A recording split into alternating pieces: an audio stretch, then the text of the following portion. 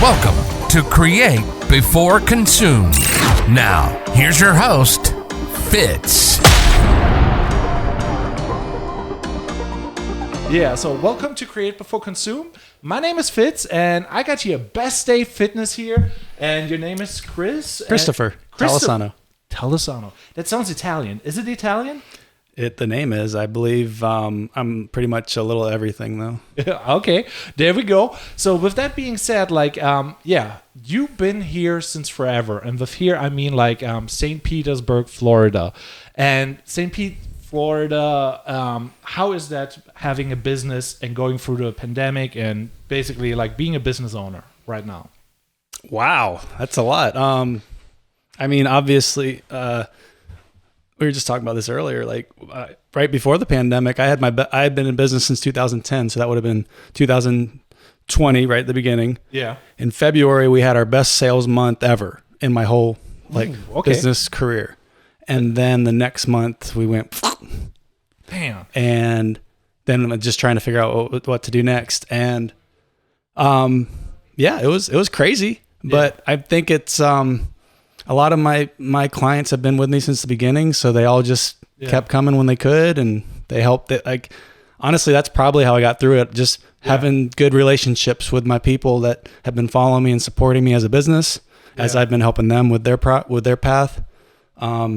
So that helped, and then just getting creative with trying to figure out what you're going to do next, because everything was changing, including people's psychology. Yeah. I mean, with that being said, I'm coming off right now really hard here, but I'm that is what I'm admiring, because I saw you all, you always host events. We met at Creatorsburg, and that was oh, you got this cool studio and you're doing a lot of things, you're hosting a lot, and today you're hosting a thing again. What is that? Oh, tonight we do every Tuesday night at 7:00. My buddy Marcus McGahee, he started the Growth Collective, and it's a men's group. We talk about business, talk about life, just kind of help support each other, celebrate each other's wins, and help each other through the losses. And it's just good to be able to just vent, get the shit out in front of some people that you trust and that care about your well-being. And that's every Tuesday night at 7 p.m. here at Best Day. Yeah, so with that being said, you're doing a lot. There's a lot of community, and I feel this is one of your big strengths. What would you count also as big strengths that is what most people don't know about you? I think I've talked to coaches and stuff, and they all say I like to connect people. I'm a conduit of putting people together, a collaborator, if you will. Yeah. And so putting people in the same place so that they can meet other cool people and just make connections is just that's it, man. It's great. I've always loved throwing parties. I mean, back in high school when mom went out of town, I got tried to keep the football team from showing up. Guys, we don't have enough booze. I've always enjoyed entertaining. I was in the service industry, so I loved serving tables, and I felt like I was performing and just that was. That's so that is the thing that gets you basically more adapt to the whole situation. Yeah. Because I right now feel it's 2023, and for me at least as a videographer, it feels it's getting a little bit tougher and tougher, and it's a wonder that people still be okay, there's the economy going down, and it's you need to be really hard with okay, what do you do to adapt to the situation, and you really have to push. And it's still America, man. I mean, it's a bad economy, but everybody makes money in bad economies. You just got to be more creative, and you got to figure it out and adapt. And that's what a decent business owner that keeps, that somehow manages to do it is can adapt and overcome and evolve. You have to constantly evolve. COVID changed everything. 100%. You literally, it was a complete 180-degree shift on your how to run a business, how to be a human, how to whatever. Yeah, that brings me actually to the one thing where I'm okay, being a decent human being is very important for being in business, having friends, having relationships, and it feels the better you are connected with your clientele or your customers and you're friends with them, like you stay in business. Mm-hmm. And the one thing that I'm seeing here is like you've been open since like forever in my eyes, you know. And 2010. 2010. I know. 14 years this year. It's crazy. Yeah. Oh, so guide me through this. Like we're right now. It's like December, and we will have Christmas soon, and New Year's is coming along. Is this a busy season for you or for your business? I just recently changed business models too, so I've been doing a lot of fundamental changes with my business and how we operate and what our market, and now we lease space out to trainers and to physical therapists, massage therapists, fitness and wellness professionals, kind of like a salon lofts, but for the fitness and wellness industry. Yeah. So you just rent the space you need. If you need an hour a week, if you need it 20 hours a week, it scales with you. So that means all the personal trainers, physical therapists, all the yoga instructors, everybody who's going to be busy in the new year is going to need space. So it's going to be busy for us as well. Yeah. And then all the events that I'm coordinating and planning with the Facebook fitness and wellness entrepreneur group that I manage. Okay. I just got a lot of things to bring people, again, conduit, bringing people into the space and everybody be successful in that space. Yeah, I love that. I love that. It's always about like creating like a win-win. Yeah. Because then you can sustain like the business. Otherwise, it's like if you're getting taken advantage of, you have to quit it. And if you just give it, it is just like it must be win-win. Otherwise, it doesn't work. Plus, it's a community of collaborators and not competitors. As cliche as that sounds, like it's what it is. But I had a great story. This girl, Courtney, who just started her business, she's on our Facebook community. She came up to me at Bodywork, and we were at Bodywork night, and we were talking about. She had told me that she was so intimidated about starting a business because she thought it was all about competing with other people. Yeah. And because she didn't know there was a group that would support you in your business, collaborate with you. And once she found us, she realized, wow, I'm not intimidated about running my business anymore. I have a whole family of people that care about my success now versus, a new competitor opened up across the street. How do I fucking burn them down? Like you don't want that energy. Like you don't want to be a part of that. That's why some people are intimidated by business. And you can find a community of like-minded entrepreneurs and all be successful helping each other, which is just epic. Like it's badass. Like I wish I knew about that when I started my business. I was just fucking grinding and like I can figure this out. Like bad sales month, grind harder. COVID, grind harder. Oh, there's a community over here that wants to help me. No, I can do it myself. And then eventually you go over to that community, you're like, oh, I should have been hanging out with you guys sooner. Yeah. It is really like building a house. I always say, like, if you want to build a house, you can build a house yourself, but you're not a specialist in plumbing. You're not a specialist in, you maybe be a specialist at one thing. But if you want to build a house, you gotta have the physical therapist or the, whatever you need.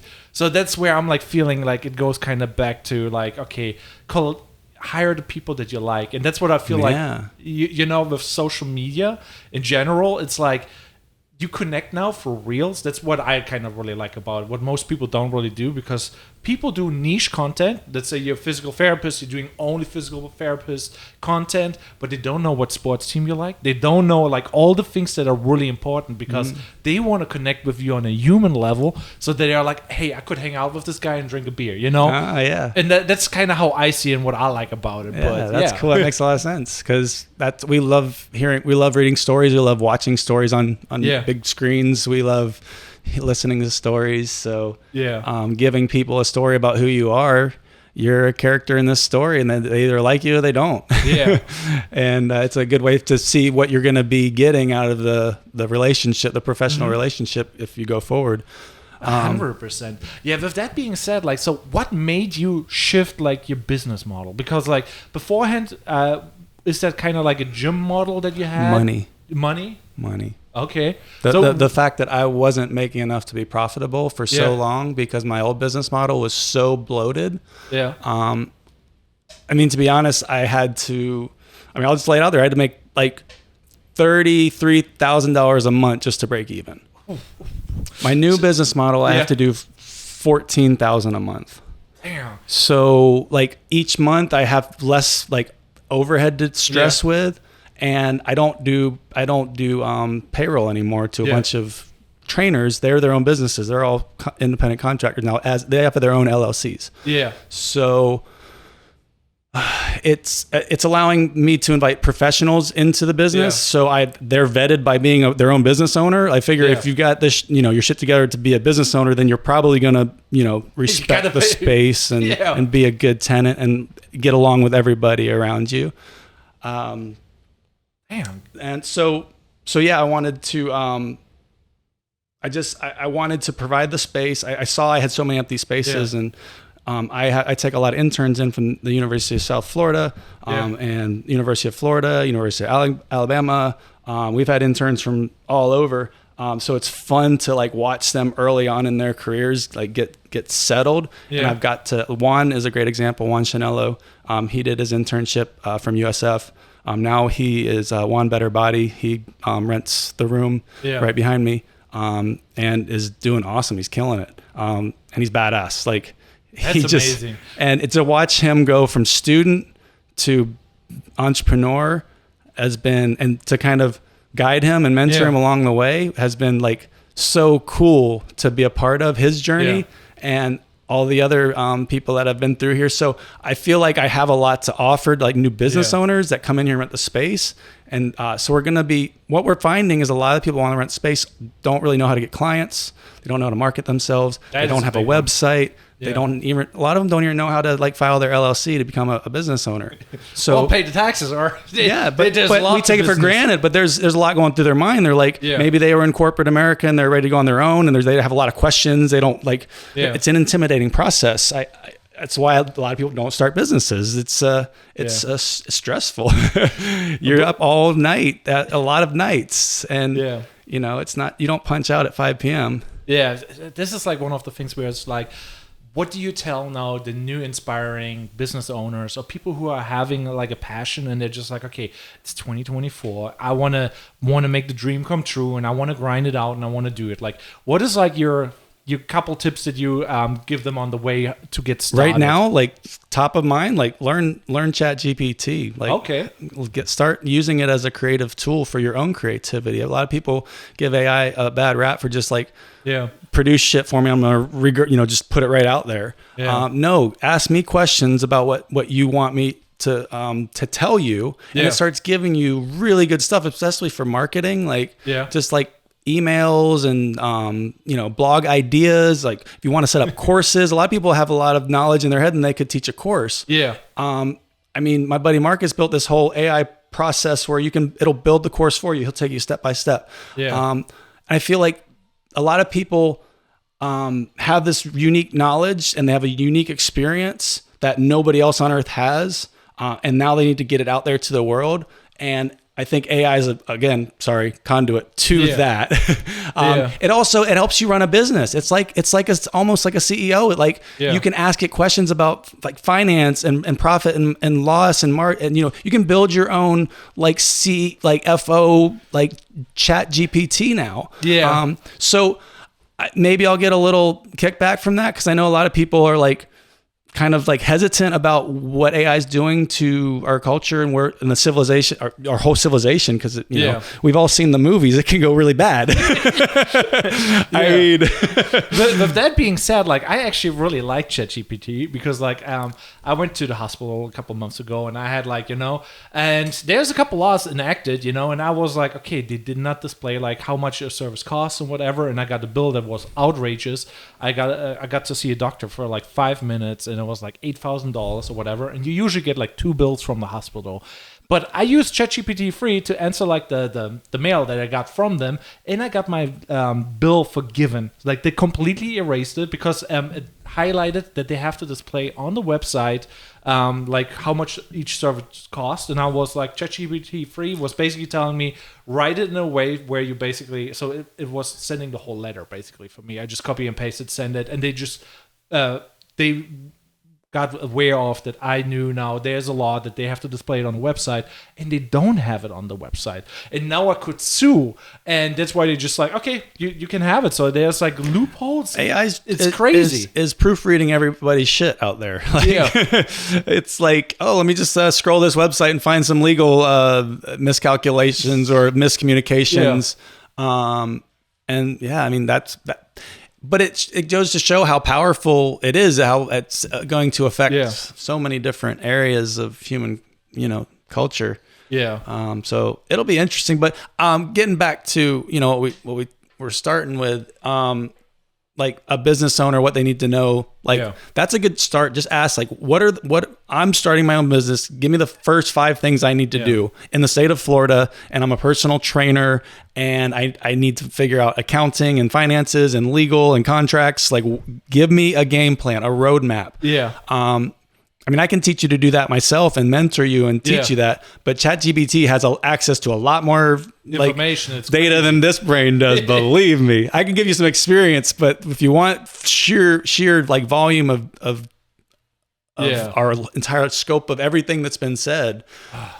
I did not know that you're like really into ChatGPT free, because now we can go off, because like I'm a little bit into that world too, because like it is crazy, and it's all about how to write the perfect prompt in a way, and if you can write good prompts, most people try ChatGPT free and they just like make a 1-sentence thing and they get like a weird result, and it's like, this is not good. But what's helped me the most? Yeah. It's just like, ask it what you think. Don't even edit it. Just like, shoes are mostly white. Why? and see what it says. Yeah. And just talk to it. And it says, well, they're mostly white because they're made of leather. And you're like, where was leather invented? And just like ask it questions like it's a human. And then you'll start being able to like see how it's responding to those simple things. And you start realizing, oh, it's really getting in tune with what I'm asking it. Yeah. Once you realize you talk to it like another human instead of like, insert this subject line here and like the whole prompt like stuff. No, just talk to it like a human. Yes, that has its place if you're really trying to get a granular like use case out of it.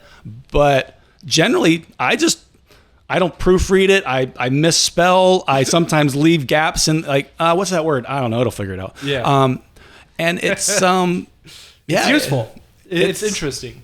And it's a great like mentor for like a almost like your own tutor on any subject that you need to get better at it in school. With that being said, though, it's like kind of like ideas are cheap now, and they became even cheaper, because like if you need ideas, you go to ChatGPT free and you just like get the idea. And doing is like, how fast can you implement the ideas? That's where I feel like is the biggest bottleneck in like us as humans, But if you can implement, boy, you have now a machine there. Yeah. We're scratching the surface on the use cases for it. So, but as a business owner, just spend the $30 a month, get the GPT-4. It's the best business investment you can make for your business. I love it. Yeah. So, obviously we could talk about AI probably for hours. But let's go back to like the whole why and mindset. What made you choose like doing like, this is like kind of a health fitness. What got you in health and fitness? Because like that is kind of relevant for trainers too, or whatever profession you want to go. You kind of need a good why, or you needed a good what? A good why. Why are you doing this? Oh yeah. So what is your why? Man, I'm broken. Literally my brain is broken. My body is broken. I pretty much tried to break my business. I'm still, putting duct tape on it. So I feel you. The struggle is real. So let's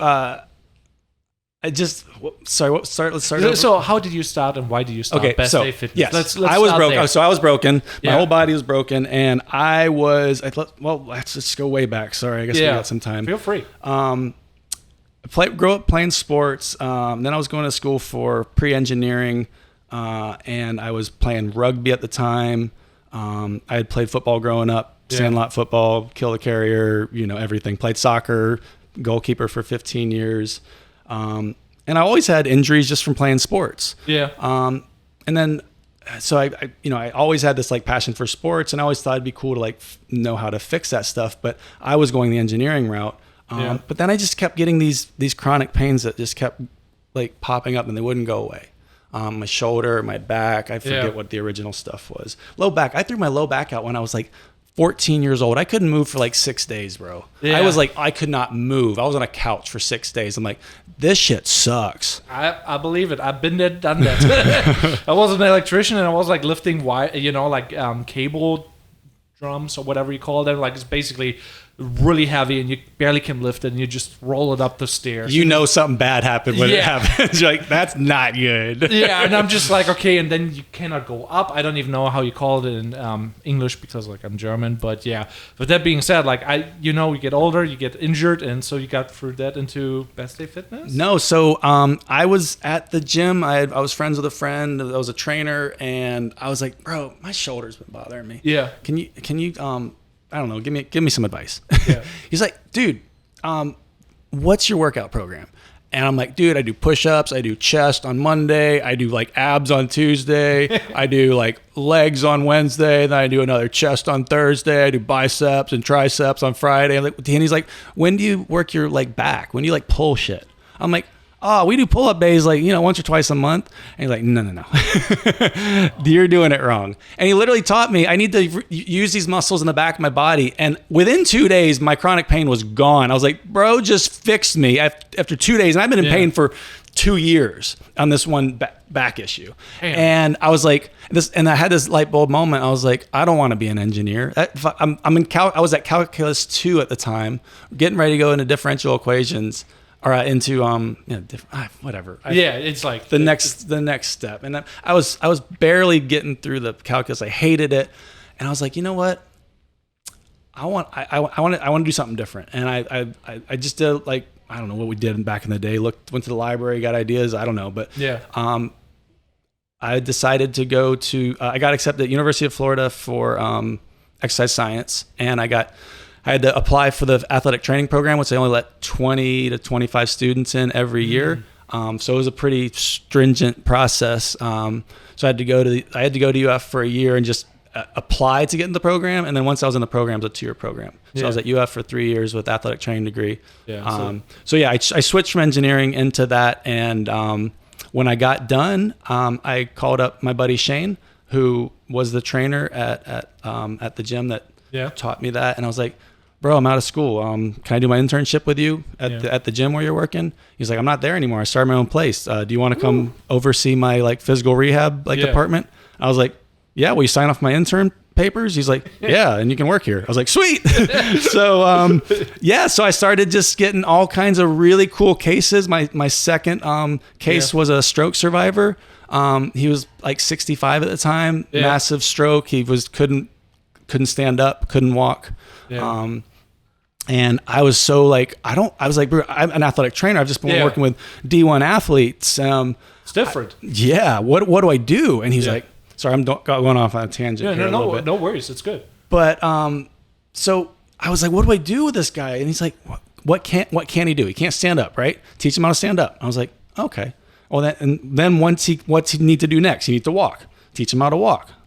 Just step by step, break it down. I was like, oh, that's it? He's like, yeah. A month later, the dude's walking around the parking lot. A month later, I'm like, oh, okay, I got this. So I started doing, like talking at like stroke support groups and getting referrals from like stroke survivors. I worked with a bunch of TBI survivors. I had this one guy, Mike, who still comes to Best Day. He was thrown from a Jeep when he was like 17. Oh, yeah. God. He was literally like in intensive care for, I don't know, like a year or two. It was just bad. But I started working with him. I had him running in the grass. Like he was so comfortable, and he had come from like literally drooling on himself for years and then learning it all again. Oh God, that's amazing. So yeah, that was like a crash course in like neurology. And that like really allowed me to see how to fix people without brain injuries a lot easier. So I got a good reputation for just, helping people get out of pain because I was, using like athletic training is physical therapy based. So I'm using physical therapy evals and assessments and techniques and protocols.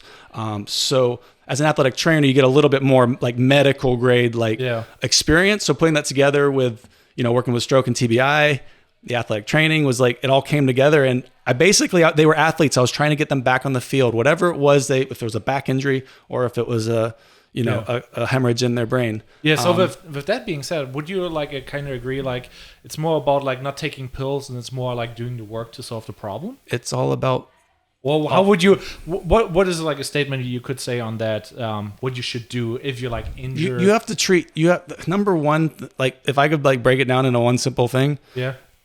You have to treat your brain like you want it to get you through hopefully 80 to 100 years on this earth. The fact that, the people that live to 100, their brains are functional all the way through. The ones that damage their brains early don't make it, or have really severe consequences for the rest of their lives because of it. So the brain stuff and really respecting what it takes to heal your brain, all of those things, exercise, sleep, nutrition. I'm learning more and more the sleep might be the most important thing. Because so many people have such bad sleep patterns and routines. And they don't sleep through the night, and they don't REM sleep, and they don't deep sleep. When you don't do that, your brain can't heal itself. And the deep sleep, you're literally flushing your brain from all the chemicals that are produced from being stressed out all the time and functioning in this world. You need to let that shit go every night. And there's a process for that. But we don't. So that shit stays in there, and then we get Alzheimer's and we drool on ourselves when we're in our early 60s. It's awful. That's brain. And if you look at everything we do to fuck up our brain, everything that the NFL tells you every weekend is fucking awesome. Let's get drunk. It's so common. It's alcohol. It's destroying everybody's brains. Literally the brains shrink. And Dr. Amen out in California, dude's does he's done hundreds or tens of thousands of brain scans on different people, and he shows the size and the shape of the brain. And the brain actually restricts, and it gets smaller when we get less blood flow to the brain.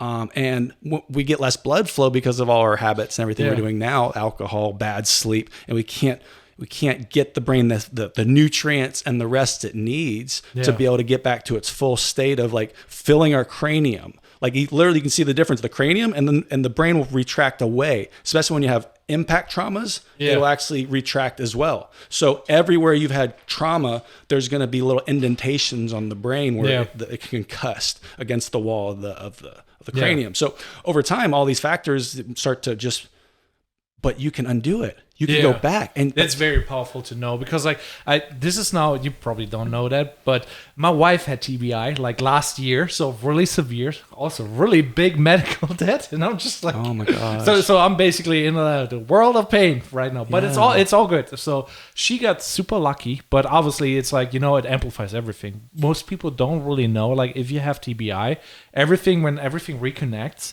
everything becomes more vivid, or if it's dark, it gets really dark. What is one of the side effects for my wife. So it's I'm she likes sleeping, and it's a good thing. But with that being said, what are tips for freshly TBI survivors that you can give them on the way?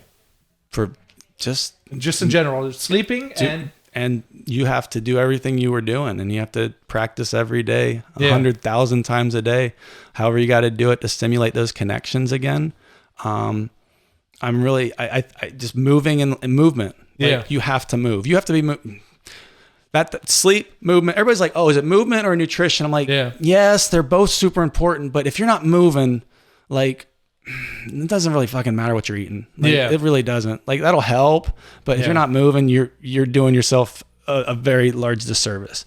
I would say, think of the ratio of movement and I mean, that are kind of the details. I feel it's just good to know you can actually do something, because that is empowering. Okay, you know what I mean? Yeah. So neuroplasticity is what happens when you relearn a pattern in a damaged area. So if a part of the brain that was damaged, it dies. It doesn't come back. So whatever information was encoded on those neurons in there, that's gone. It's dead. If you go back and do an autopsy on that brain, it'll be scarred up. It won't be not functional brain tissue. So what happens is the rest of the brain has to reroute and learn new patterns. So you go to therapists and you learn how to bend your knee again. You do that 10,000 times every Tuesday and Thursday, and then all this stuff you keep doing and doing and doing. You're reprogramming the brain to the muscle, the movement pattern. Again, it goes back to you need to be. Yeah. Oh God. We kind of shifted now into like something completely else. What is like? I'm good at tangents. Yeah, this is a good tangent.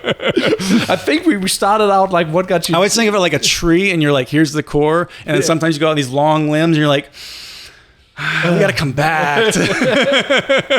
Yeah. So. But that is very powerful. I assume like you get a great joy out of like helping people, and that is like. So that's interesting you say that, because that's one of the reasons I've changed business models. It might sound selfish at first, but it's really out of like just giving. So I gave so much. I filled everybody else's cup up for so long, and I never realized that I wasn't filling mine back up. Yeah. And my business struggling all that time was not fucking helping. Yeah. So where was I? Yeah, but that being said, like if you give too much, you cannot take care of. Right. Okay. Yeah. Sooner or So later I was just I was trying to heal people, and I was in pain so much. From all my injuries.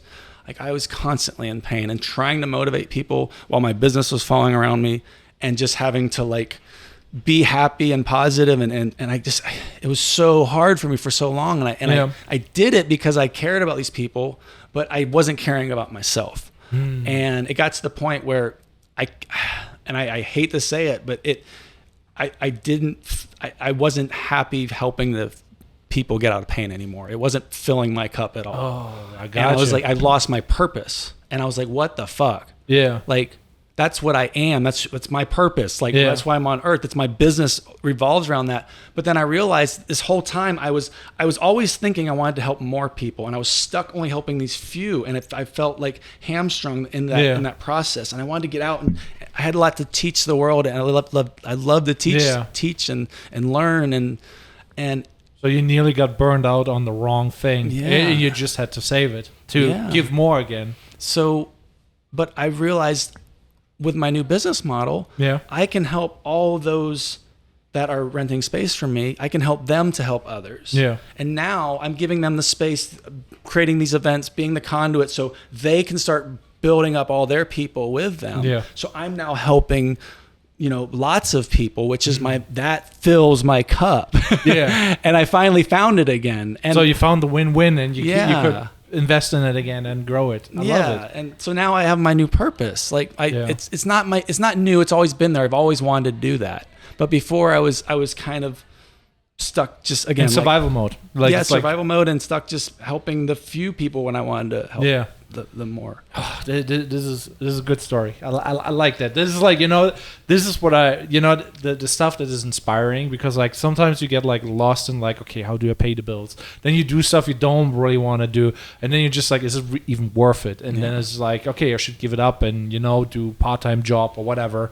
And it's like, but grind through that process for like 12 years and just smiling every day you came in. Like, it's the fucking best day of my life. So with that being said, like, it feels like, we get one thing after another. Like 2022 was not that great. 2023, for me, it felt, at least it didn't really. It's rebuilding. We were rebuilding. Yeah. I feel like the rebuilding process is coming up to, okay, we're rebuilt, motherfuckers. Let's do this. I feel like I have a good feeling about like the next few months, next year, 2024, 4 years after the shit hit the fan, and I think we're ready to move on. Unfortunately, there's some other things in the world that are keeping our civilization fucking. I don't know why we constantly keep hamstringing each other. Like, why can't we why can't we all have conversations about building communities and helping everybody to be successful?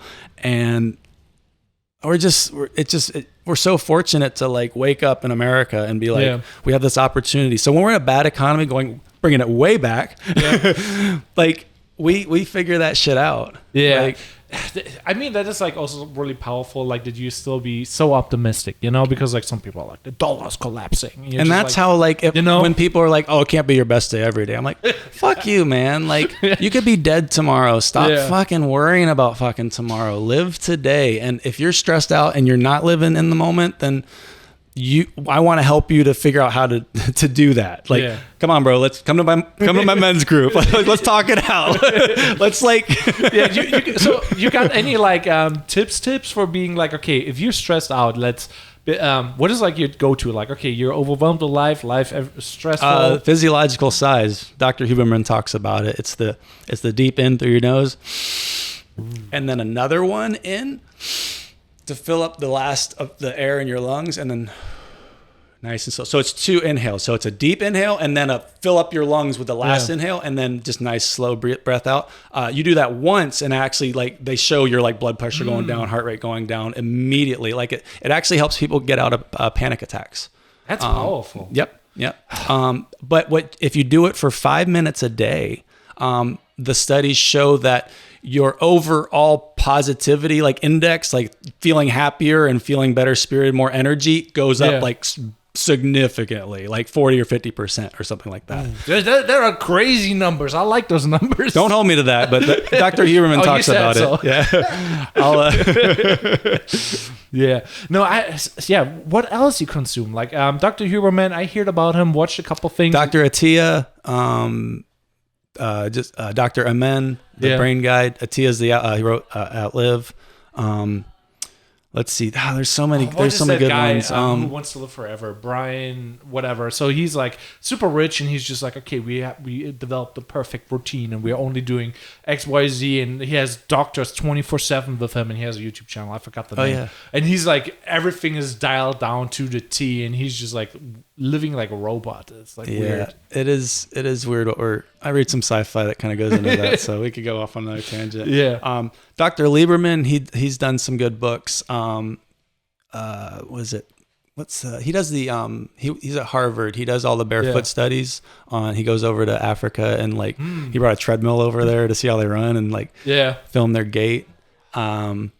He's really good because he has a whole book. I think it's Exercised. Yeah. He talks about the evolution of humans moving in nature and how today's exercise programs are not really mimicking what that is.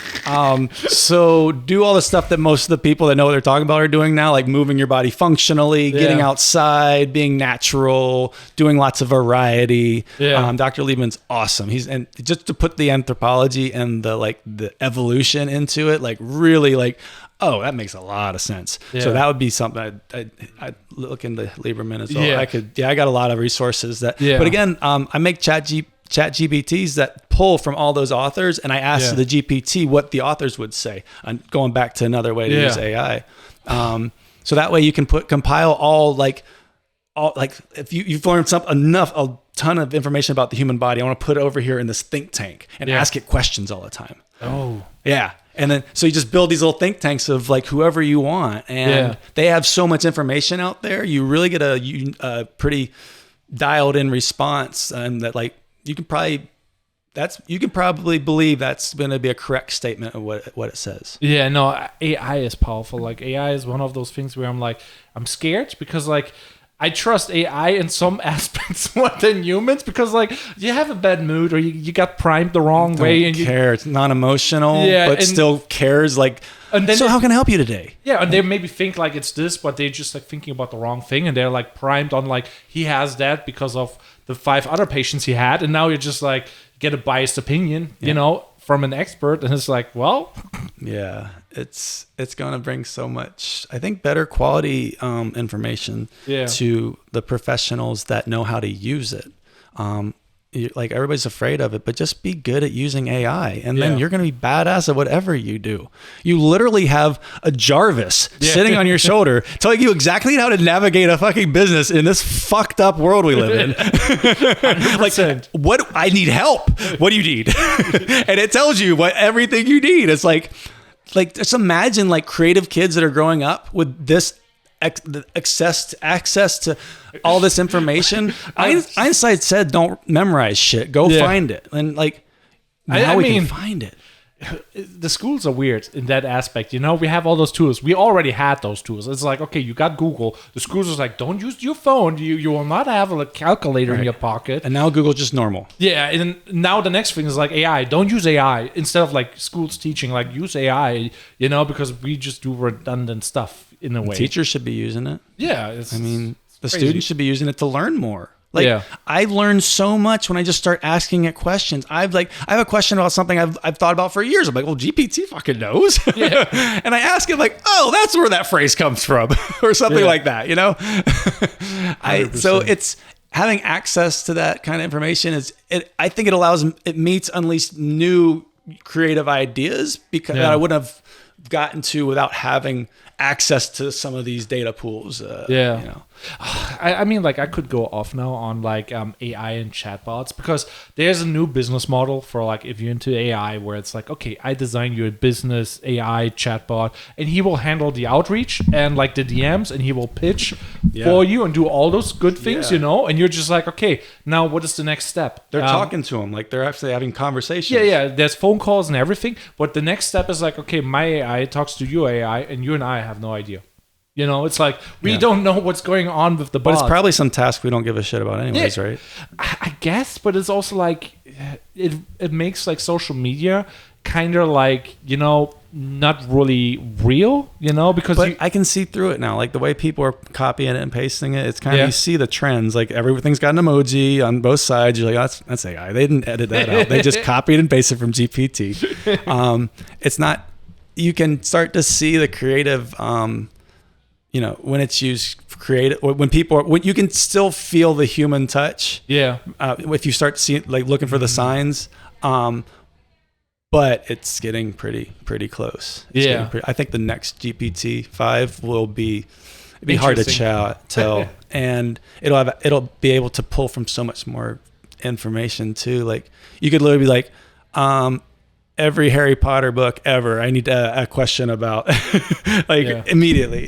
With this being said, now I kind of want to give you a curveball. So what do you think about Elon Musk's Neuralink? I think hopefully in the next few years, it'll be allowed to help those people with like spinal cord injuries. Yeah. And the use case for it, for like traumatic brain injury, spinal cord, any kind of neurotrauma, I think will be amazing. And I think I don't know if we'll ever be able to link it into our conscious. If we do, that's a we've all read that sci-fi too. So it's like, sorry for giving you like this curveball, but I'm just like, it's like kind of into the health thing, and I'm like, it's a weird way, and like Elon is kind of controversial, so people hate him and love him, so it's always good talking about him. Yeah. I like everything else he's doing. I think, and honestly, I love Neuralink. I mean, if it can help somebody walk again, then it's worth it. And it's worth it. I mean, my stepfather has ALS, and if we had a way to help him, So what is ALS? Lou Gehrig's disease. It's basically the axons in your brain stop communicating with the muscle fibers. Oh, that would be then very helpful, obviously. Yeah, like as far as I know, like I hear like on the last thing when he talked about it, this year they want to do human trials, and this year is not long, so I'm like, soon, maybe next year we get like some real results. But that is kind of interesting. Like the future is really wild, and I'm like, you cannot make that up. Like you could write a book about sci-fi or Black Mirror or whatever it is, and like, oh yeah, this is happening right now. Actually, it's not there yet, but could be. It's gonna be interesting. Yeah. So with that being said, though, how do you feel about this time? Like, how old are you, if I can ask? I am 42. I was born in 1981. Yeah. So how you feel in these times now? Like, because there's probably like older. I'm glad I knew the old ways, and I'm glad. I'm excited about the new ways. Yeah. Because I think the new ways are what the old ways were lacking, and now we're gonna hopefully start coming together as a human civilization and growing together and helping each other to be successful. I love that. Versus the old bullshit that we've been dealing with, which is, people in power staying in power, and and it's it's an elite few, and it's the rich having more and the poor having less. That's I think with AI, you have people that didn't have an opportunity to know how to be a CFO of their own business. Now Yeah. they can do that.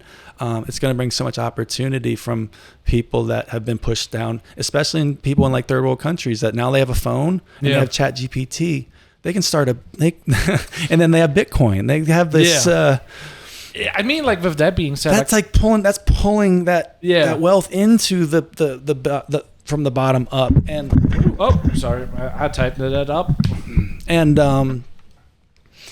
yeah, I think it's we're watching the The that new happening, like with Bitcoin and Yeah, now AI. Like, it's crazy. who could have thought AI would have come this fast right after like crypto and then I watched all the Terminators after like getting all the AI news and stuff. Yeah. And I cannot even keep up with it anymore. So in the beginning, I was like, I missed the Bitcoin train, back in the day when it was like, I was a server and one of my colleagues was like, hey, I have this Bitcoin thing. It's $200. I'm in a group, everybody's pitching $200 for Bitcoin. And now it's like, and I'm just like, yeah, if he talks about it, it's already too late. If a server talks about it, it's already remember over. they had the Bitcoin Bowl at Tropicana Field. I did not know. Yeah, No. I forget what year that was. It must have been 2006. Yeah, time is running. It's a weird thing now, and I'm just like, now like I'm kind of want to prepare because like, okay, the next big thing I hear and I'm not believing in it, I gotta dive deep and just like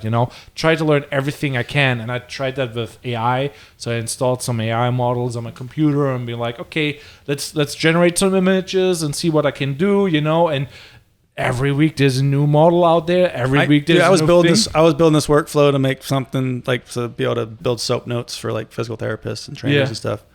And I was like building shit. Yeah. And then like I'm watching everything that's going on over here on GPT. I'm like, this is dumb. It's already included now. Yeah. I'm not gonna waste my time on that anymore. I'm just gonna build GPTs, and that's pretty cool with the GPTs, your own custom ones. Yeah. There's gonna be a market that opens in January, and they're doing beta testers now, so you can put them out there for a membership. Ooh, I like that. So you can be like, about $2.99. You can follow the, That's pretty affordable. The fits your video podcast.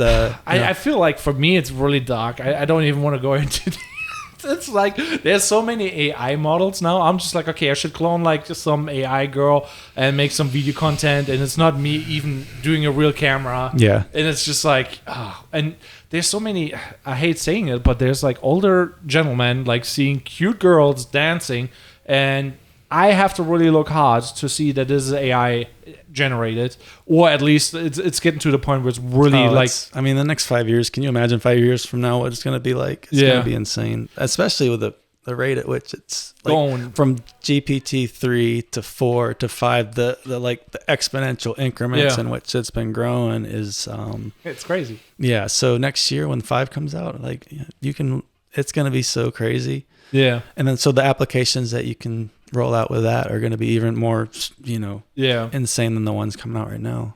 My favorite news that I got, actually, this is like a positive news from like ChatGPT 3, AI in general. They found like 20,000 new materials. You know how you can like put elements? Elements, and you put them together, you get certain different, Alloys. and stuff like that. And they found all that, and I'm just like, whoa, we get some really cool batteries now. Yeah. So it's building like, if you should put these together, you'll get the charges across the proton to electron interchange faster or something like that. Yeah, so the world is changing faster and faster, and it's like a nice thing because we will get all those nice things, hopefully. We're like, think of this time in human history that we're like, we get to we're watching about World War II on movies now. So we know how fucked up human civilization can get. Oh, we still do. And then the Cold War, and then, the continuing conflicts. And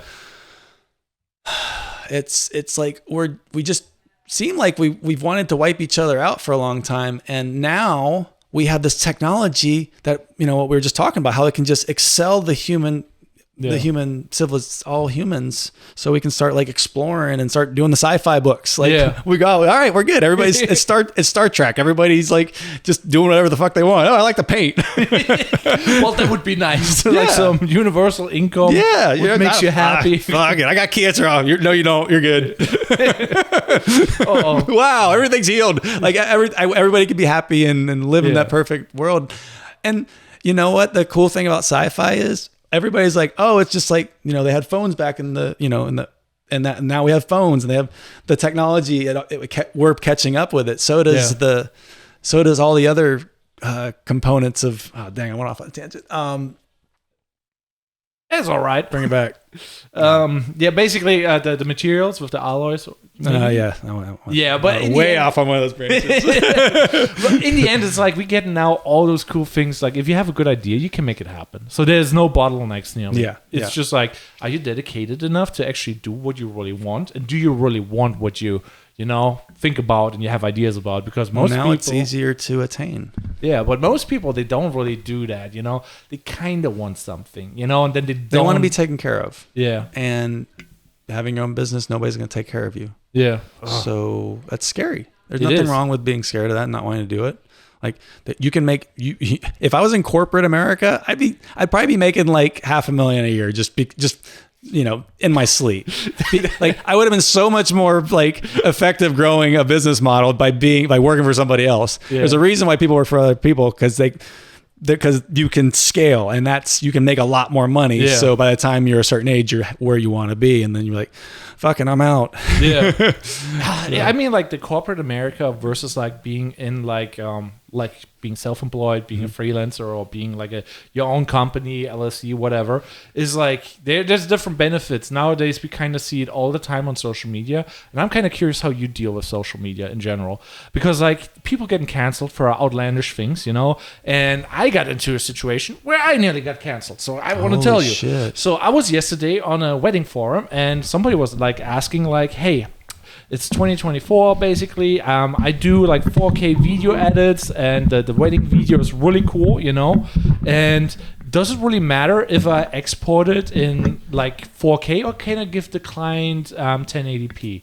And I'm just like, it's 2024, and I kind of feel like if you already have everything filmed and edited in 4K, why would you not give them the 4K resolution?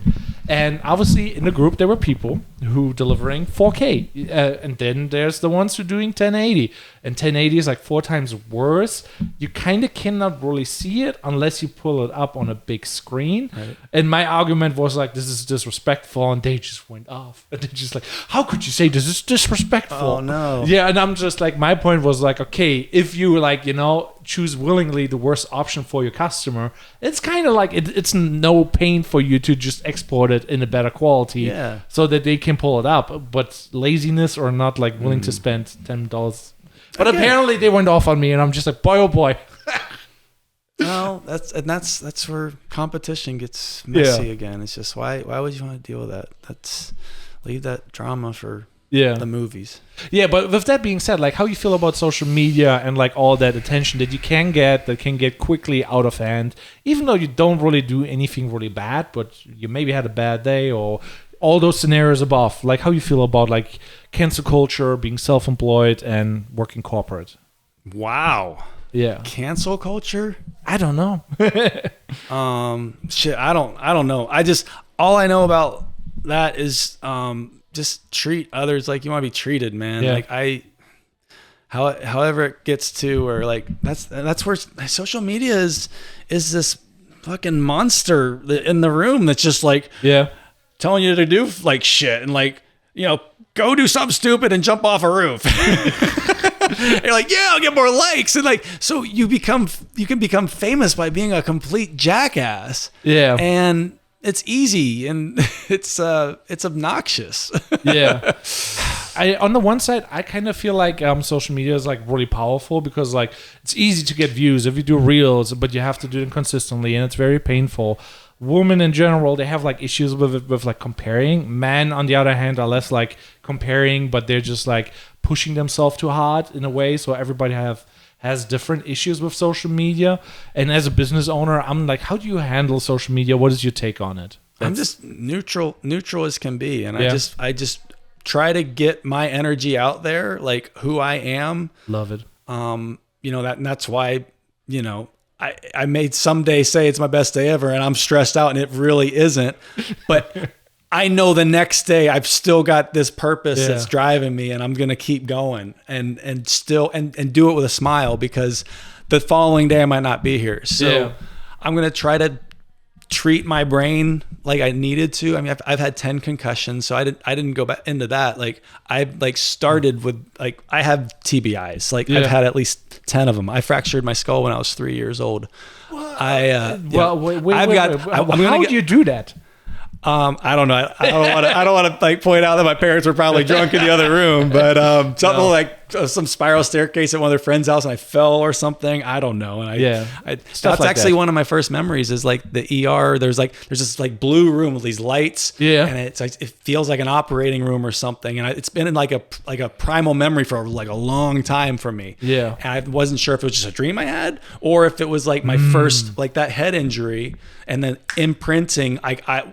My survival mode kicked in and I started paying attention to everything. And now those suppressed in the memories that I still get. The interesting thing about concussions is I've never been knocked out from one. Yeah. And oftentimes I won't remember much or like my location, my position, but I remember I was always with it enough to realize that I got fucked up. Yeah. My first one, I had a headache for 2 weeks. This dude horse collared me in a rugby game. Bam. Threw my head into the ground. He literally could have let me go and I would have just like rolled off. But as I was going down, he pulled my shoulder down and my head basically whiplashed into the ground. And I literally got up and I started walking I don't know, somewhere, not back on to the next play in the rugby game. I was like wandering somewhere else, and the guys were like, "Where are you going, Chris?" No, and they started, "No, stay off. You're good, dude. You're good. Paramedics!" And then the paramedics came up and started asking me questions. It took me 30 seconds to like tell them where I was on Earth. Yeah. Like we were in Georgia somewhere, and I literally had to like trace back like our road trip the day before. Like, okay, I remember we went to a rest stop and then we stopped. I had to like piece together the last day of my life. And that was crazy. Like not knowing where you are. Yeah. And then, sorry, I'm going off on concussion. No, feel free. I mean, like it's a good story. But this tells you like a lot of where like my, like being able to work with neuro cases, like is personal to me. Yeah. Because I'm a neuro case. We're all neuro cases. We all have trauma. And the interesting thing I'm learning about the brain is physical trauma is one thing, but emotional trauma is equally as destructive on your brain physiology. Yeah. Like it's one of the reasons you can literally, so Dr. Amen, the guy that did all the brain scans, somebody asked him, what was the worst brain you've ever seen? And he said, the worst brain I've ever seen was a 15-year-old boy who killed his parents and then went on and killed like 27 other people at a school. Wow. So that's quite a bit. So he killed his parents because they emotionally abused him all his life. Yeah. That emotional trauma of being raised by abusive parents shrank his brain to get it so riddled with atrophy that he couldn't think straight anymore. And because of the emotional trauma, it physiologically changed the brain as much as a impact would. This is crazy. Yeah. So fascinating stuff with the brain. I think it goes back to what would you focus on, like with fitness, wellness, nutrition, movement, brain, sleep. Movement so you can sleep better, nutrition so you can move more, movement more so you can sleep more, and just rinse and repeat that whole cycle. And then work on your mental health, like taking a fucking deep breath, meditate, pray, whatever you got to do to just bring it back here. Because there's a lot of shit going on out there. Yeah, you gotta get your mind right. There's more than enough science out there. Again, I go back to Huberman a lot, but he's interviewed some fucking amazing people. Yeah. Dr. Paul Conti, like guys like top in the world in like understanding the psychology and trauma in a brain and from mental, that causes the mental health pandemic we have with people are just like, people are fucked in the head right now. I mean, like we went for that whole weird thing, and then we raised children there. They didn't see faces, and it's like so traumatic for those poor kids. I'm just like, can you imagine? I don't even know what's going to. It's like the next generation is weird. It's like a trailer for 1984. It's like, that's crazy. Yeah, and they're trained now on social media, like their connections in real life. It's like I feel like now we would have an advantage if we would talk directly in front of them to them, and they would be feeling awkward because they don't have the experience of like, hey, you're now interacting with a real human being in the same room and being like, that real connection, where they are like, I want to do it through the phone. I want to have the distance.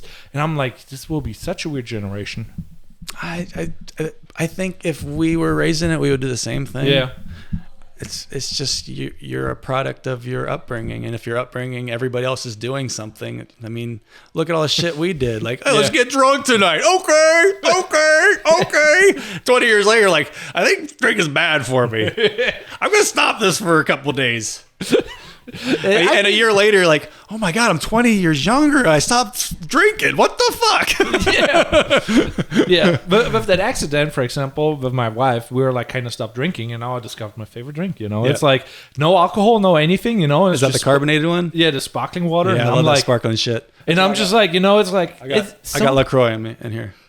LaCroix, I got you. And that is like one of fancy stuff. You got Sam's Club for like a case like this big for like $8. Yeah, but alone the money you save, it's ridiculous. Like there's now more and more options popping up where it's like, okay, no alcohol. We have alternative drinks. So that's so good. That's what we're talking about. I think that's the shift in this culture where we're like, okay, enough of this bullshit. Let's help each other out and be successful. I feel like there's going to be, we're watching that happen. That's going to flourish in our lifetime. Yeah. And when we die, it's going to be taken off, and it's going to be so cool to watch. Yeah.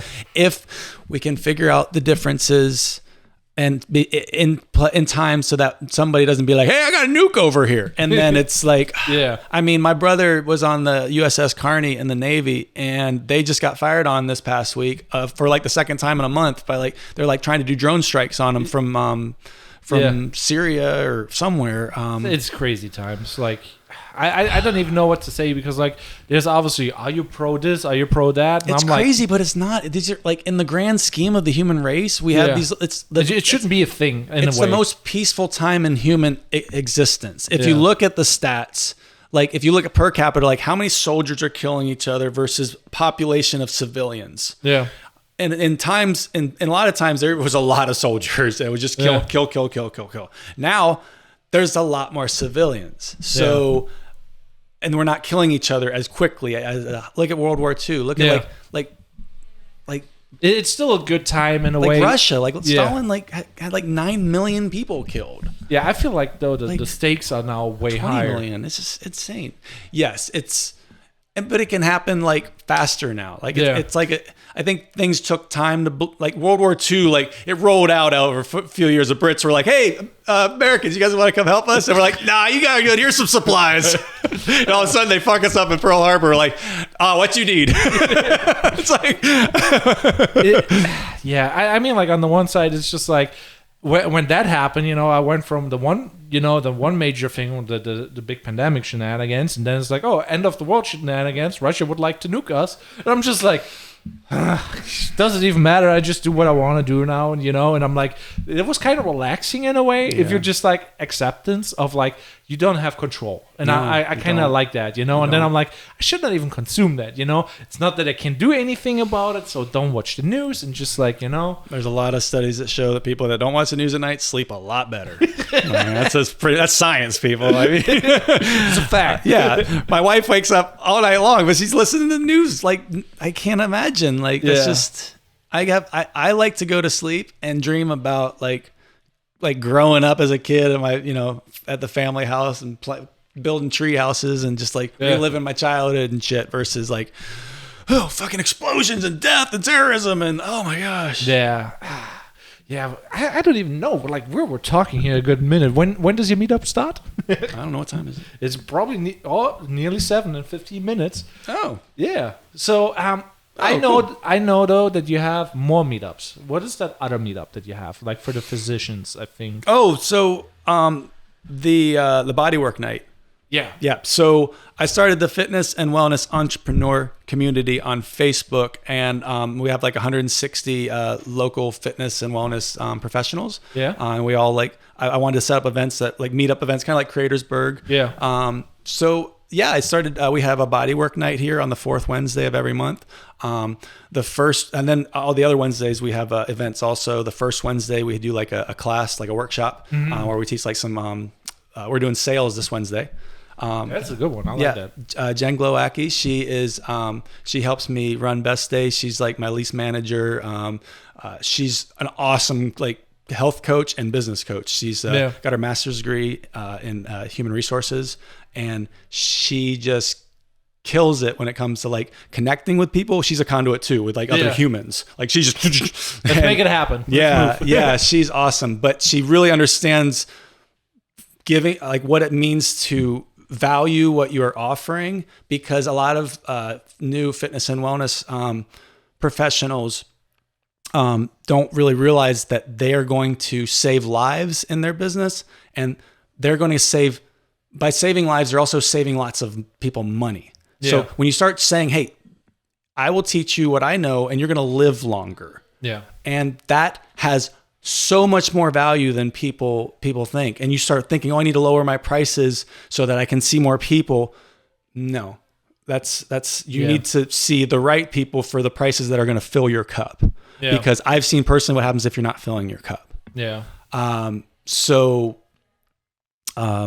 You basically you have to kind of take care of yourself so you can take care of others. You have to. Yeah. But you need to take care of you by like joining communities, and that's why we have these events. Sorry, went back on the we have the sales event Wednesday. And then the second Wednesday we do a mastermind. So it's just a group meetup, kind of like our men's group, but just anybody in the fitness and wellness space. And then the third Wednesday we do holistic industry night down at Grassroots Kava House. Completely different direction. Yeah. From entrepreneurial to spiritual. Yeah, we partner with Get Cherried.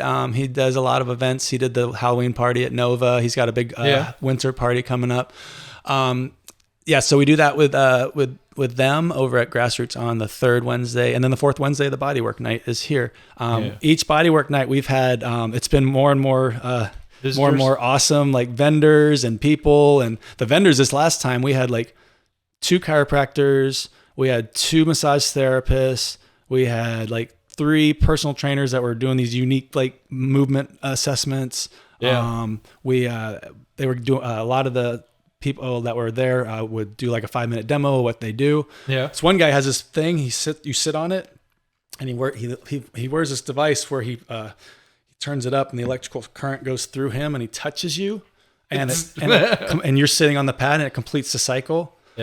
Completes a circuit. So he'll push on different muscles, and you can actually feel which muscles he's touching. You can actually feel the exact fibers of that specific muscle, which when he was doing it to me, I had him do something when I was over my head, and I could feel from here all the way down to here, my subscapularis, which is the internal rotator of the rotator cuff. So I could feel stuff that you wouldn't feel. I knew where it was. I knew what it did. Yeah.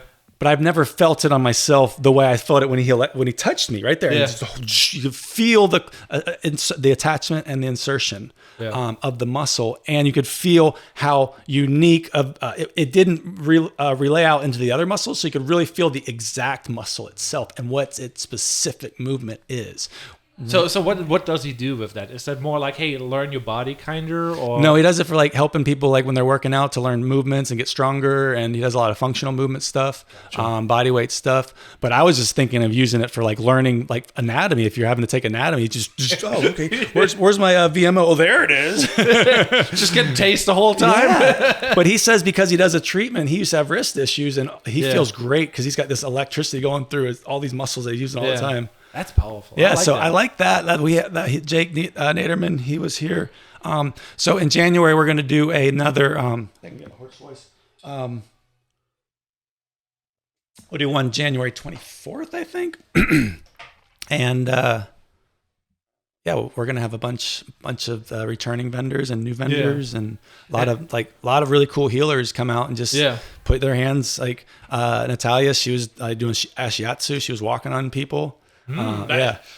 Cracking everything. And Hillary was doing these. Hillary Howard, she was doing these like really cool like stretch protocols, like fascial stretching. Would you say though, is that more for St. Pete people, Tampa people? Yeah, it's the same. I mean, it's in like Gulfport, like Pasadena, like West St. Pete, West South St. Pete, but it's close to the beaches, it's close to downtown. So there's that. Yeah, that's powerful. Like that's not, it seems like a pro move, like from like getting leads and networking and all that. It's like this is like a good spot where you're like you get people in here. Are you already completely fully booked, or what is the situation currently? Honestly, we just started the model, and I've been tracking it each month, and we are at 10% capacity. So there's more people probably can have the ability to get in if they have the right model. Yeah. And even if it's just an hour a week, just to see a client that you just got, and then you got 2 more clients, like, oh, you can now see them. Yeah. So it allows you to scale the space you need. And what's really neat about it too is you show up, you use a space, you respect those around you, you have fun, you show your client a professional experience, and then you clean up after yourself, and then you walk out and the door locks behind you. Yeah. And so it's all automated. You just come, we vet everybody. Kind of Airbnb style. Yeah, but we meet up with the lessees and potential lessees to be like, get to know if they're going to be a fit. We also offer like the opportunity to come in and just spend a few hours like with one of your clients or a few of your clients and show them the space and get a vibe for everything. Yeah. That's been really, really cool because you can kind of feel is this the right energy for me? Yeah. And I like your studio. Like your studio is like really bright, and warm, and it's like has a lot of windows, but it's like perfect. It doesn't feel like dark and dingy, and there's a lot of gyms, where that's the situation. I've worked in those gyms and they're scary. I want lights and open, but it's modern. Here it's modern. It's not just bright. It's nice and modern. I really dig it. Thank you. Yeah. It's my passion project. It's my baby because So where are we going? You have some space left. Who would you like to see? Like theoretically, you have like ideal things. So one of the cool things, one of the cool things that we're doing, and this is something I've always wanted to do as an athletic trainer. Athletic trainers, like let's say you're working for the New England Patriots, and Tom Brady's your quarterback. You and Tom Brady are gonna, meet up, and you're gonna be like, all right, well, let's work on getting you what you need. Okay, well, you're gonna do yoga on Monday mornings at 8:00. Then you're gonna do acupuncture and then cupping at 9:30. And then I'm going to set you up with a nutritionist so they can put together your meal plan for the rest of the week. And you start building out a schedule of unique specializations to optimize that athlete. That's what athletic trainers are trained to do. I've always wanted to do that as part of my business, but with anybody that wants to be a part of it. Like not just athletes, well, ex-athletes. Everybody's an athlete. But people in any phase of their life, from traumatic brain injury to 17-year-old trying to get into college. And all between. I love it. That is really powerful. So we started, we're rolling this out. It's called the Dream Team Build. And we have a consultation with you. We meet up and we kind of get to know you. And then I have access to all the different lessees that we call them besties. They rent the spaces and they all collaborate and we all cross refer each other and they're all a team trying to help each other be successful.